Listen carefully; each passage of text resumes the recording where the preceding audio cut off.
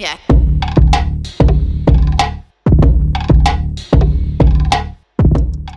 ഈ ബാരിയർ ശരിക്കും നമ്മളിപ്പോൾ കൂടുതൽ കാണുന്നതും ഇപ്പോൾ ഷോപ്പിംഗ് മാള്, അതുപോലെ തന്നെ ഫ്ലാറ്റുകൾ, പിന്നെ ഷോറൂംസിലെല്ലാം ആണല്ലോ. ഇപ്പോൾ അതല്ലാതെ പിന്നെ ഏതൊക്കെ സെഗ്മെന്റുകളിൽ ഇത് വന്നു കഴിഞ്ഞാൽ നല്ലതായിരിക്കും? ഇപ്പോൾ ഈ കോളേജസും സ്കൂൾസൊക്കെ ഉണ്ടല്ലോ, അവിടെയൊക്കെ അത്രയും പിള്ളേരുകളും സ്റ്റാഫുകാരിലൊക്കെ ഉള്ളൊരു ഇതല്ലേ. അപ്പോൾ അവിടെയൊക്കെ വന്നു കഴിഞ്ഞാൽ എങ്ങനെയായിരിക്കും അതിൻ്റെ ഒരു? കോളേജുകളിലൊക്കെ ആണെങ്കിൽ ഒരു വലിയ ക്യാമ്പസ് ആണ്, അവിടെ ഒത്തിരി സ്റ്റുഡൻസ് ഉണ്ടായതുകൊണ്ട് മിക്ക ആൾക്കാരും ഇപ്പൊ ബൈക്കിലും കാറിലും ഒക്കെയാണ്.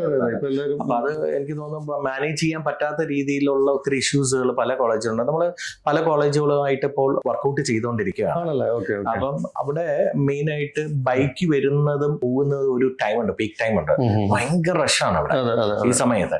ഇത് ഏത് വണ്ടി വന്നു, ഏത് വണ്ടി പോയി, ഏത് വണ്ടി എപ്പോഴൊക്കെ വന്നു പോയി, അല്ലെങ്കിൽ ഇടയ്ക്ക് എടുത്തോണ്ട്, ഇതിനെ കുറിച്ചിട്ടൊന്നും അവിടെ ഉള്ളവർക്ക് അറിയാൻ പറ്റാത്തവരാണ്. അതിനൊരു സൊല്യൂഷൻ നമ്മൾ കൊടുക്കുന്നുണ്ട്.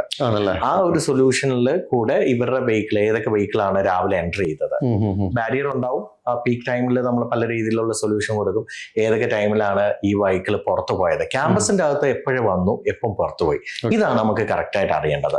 ഒരു സ്റ്റുഡൻസിനെ സംബന്ധിച്ച്, അല്ലെങ്കിൽ ഒരു വിസിറ്ററിനെ സംബന്ധിച്ച്, അല്ലെങ്കിൽ ഒരു സ്റ്റാഫിനെ സംബന്ധിച്ച് നമ്മുടെ ക്യാമ്പസിന്റെ അകത്ത് വെഹിക്കിൾ വന്നു പോയി ഇതിനെക്കുറിച്ച് അറിഞ്ഞാൽ തന്നെ നമുക്ക് പല വിഷയങ്ങൾ വരുമ്പോഴും നമുക്ക് അതിനെ ഫോളോ ചെയ്യാൻ പറ്റും. അതൊരു മാനേജ് ചെയ്യാൻ പറ്റുന്ന ഒരു കാര്യത്തിനുള്ള ഒരു സൊല്യൂഷൻ നമ്മൾ കൊടുക്കുന്നുണ്ട്.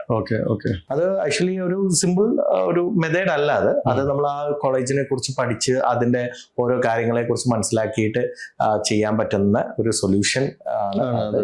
അത് നമുക്ക് ചെയ്യാൻ പറ്റുന്നതേ ഉള്ളൂ.